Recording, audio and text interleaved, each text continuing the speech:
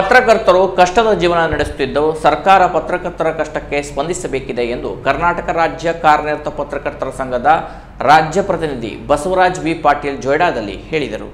ಜೋಯ್ಡಾ ತಾಲೂಕಿನ ಅಣಶಿಯಲ್ಲಿ ಜೋಯ್ಡಾ ಕಾರ್ಯನಿರತ ಪತ್ರಕರ್ತರ ಸಂಘದ ಪತ್ರಿಕಾ ದಿನಾಚರಣೆಯಲ್ಲಿ ಭಾಗವಹಿಸಿ ಮಾತನಾಡಿದ ಬಸವರಾಜ ವಿ ಪಾಟೀಲ್ ಅವರು, ಜೋಯ್ಡಾದಂತಹ ಹಿಂದುಳಿದ ತಾಲೂಕಿನಲ್ಲಿ ಪತ್ರಕರ್ತರು ಕೆಲಸ ಮಾಡುವುದೇ ಕಷ್ಟ.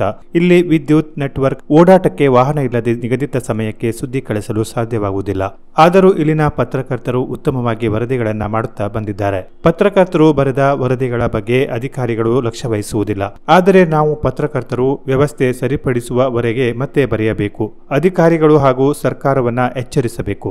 ನಾನು ಎಂದಿಗೂ ನಮ್ಮ ಪತ್ರಕರ್ತರ ಪರವಾಗಿ ಇದ್ದೇನೆ. ನಮ್ಮ ಜಿಲ್ಲೆಯ ಯಾರೊಬ್ಬ ಪತ್ರಕರ್ತನಿಗೆ ತೊಂದರೆಯಾದರೂ ನಾನು ಜೊತೆಯಾಗಿ ನಿಲ್ಲುತ್ತೇನೆ ಎಂದರು. ರಾಜ್ಯದಲ್ಲಿ ಸುಮಾರು 10,000 ಪತ್ರಕರ್ತರ ಸಂಖ್ಯೆ ಇದೆ. ನಮ್ಮ ನಿಮ್ಮಲ್ಲಿ ಕರೆಂಟ್ ಉತ್ಪಾದನೆ ನಮಗೆ ಬಂದಿದೆ. ನಾನು ಸುಮಾರು ಒಂದು 10-15 ವರ್ಷದ ಹಿಂದ್ಗಡೆ ಕರೆಂಟ್ ನಮ್ಮಲ್ಲಿ ಕೊಡಲಿಲ್ಲ. ಟಿಬೆಟಿನ್ ಕ್ಯಾಂಪಿಗೆ ಕರೆಂಟ್ ಕೊಟ್ಟಿದ್ದು.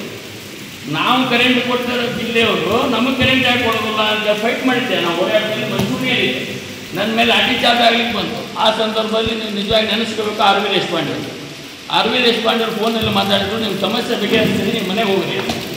ಅದು 24 ತಾಸಿನ ಸಮಸ್ಯೆ ಬಗೆಹರಿತು. ಉತ್ತರ ಕನ್ನಡ ಜಿಲ್ಲೆಯಲ್ಲಿ ಕರೆಂಟ್ ಉತ್ಪಾದನೆ ಇದೆ, ಮುಂಗಡೆ ಕರೆಂಟ್ ಕೊಡಲೇಬೇಕು ಅಂತ ಒತ್ತಾಯ ಮಾಡಿ ಕೊಡಿಸಿದ್ರು. ನಮ್ಮ ಹೋರಾಟದ ಫಲ ಸಿಕ್ಕಿದೆ. ಟಿಬೆಟಿಯನ್ ಕ್ಯಾಂಪ್ ಇದೆ ಅಲ್ಲಿ. ಟಿಬೆಟಿಯನ್ಗೆ ಮೊದಲೇ ಅದನ್ನು ಯಾವುದೇ ಇಲಾಖೆಯಲ್ಲಿ ಬರಲಿ ಪ್ರಾಸೆಸ್ ಕೊಡ್ತೀವಿ.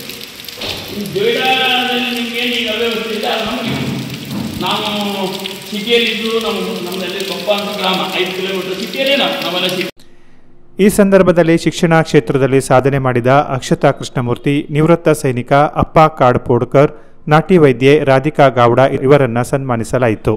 ಸನ್ಮಾನಿತರ ಪರವಾಗಿ ಮಾತನಾಡಿದ ಶಿಕ್ಷಕಿ ಅಕ್ಷತಾ ಕೃಷ್ಣಮೂರ್ತಿ, ಇಂದು ನಮ್ಮ ಅಣಶಿ ಶಾಲೆಗೆ ಬಂದು ನನ್ನನ್ನು ಸನ್ಮಾನಿಸಿರುವುದು ಸಂತಸದ ವಿಷಯ. ಜೋಯ್ಡಾ ತಾಲೂಕು ಎಂದರೆ ಸಾಕು, ಇಲ್ಲಿ ಕೆಲಸ ಮಾಡಲು ಅಧಿಕಾರಿಗಳು ಹಿಂದೇಟು ಹಾಕುತ್ತಾರೆ.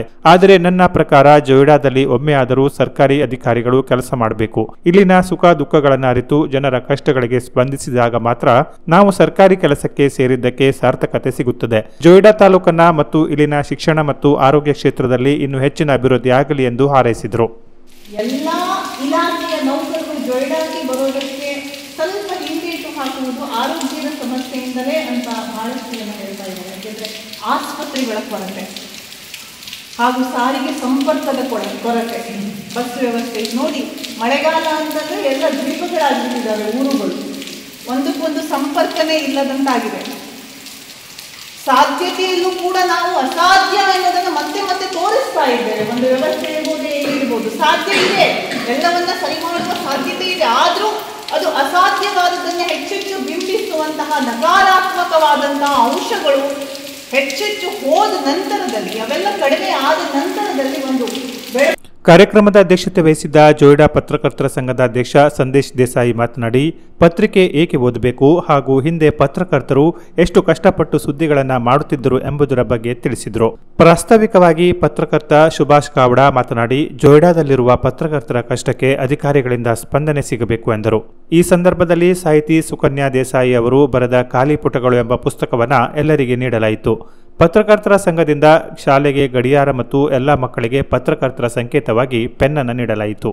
ಈ ಸಂದರ್ಭದಲ್ಲಿ ಅಣಶಿ ಗ್ರಾಮ ಪಂಚಾಯತ್ ಅಧ್ಯಕ್ಷೆ ಪುಷ್ಪಾ ಬೆಳಿಪ್, ಉಪಾಧ್ಯಕ್ಷ ಅರುಣ್ ದೇವಳಿ, ಪ್ರೌಢಶಾಲೆಯ ಮುಖ್ಯೋಪಾಧ್ಯಾಯ ವಿನೋದ್ ನಾಯ್ಕ್, ಪತ್ರಕರ್ತರಾದ ಅನಂತ ದೇಸಾಯಿ, ಹರೀಶ್ ಭಟ್, ಟಿಕೆ ದೇಸಾಯಿ, ತಿಲಕ್ ರಾಜ್ ಗಾಂವ್ಕರ್ ಇತರರು ಇದ್ದರು.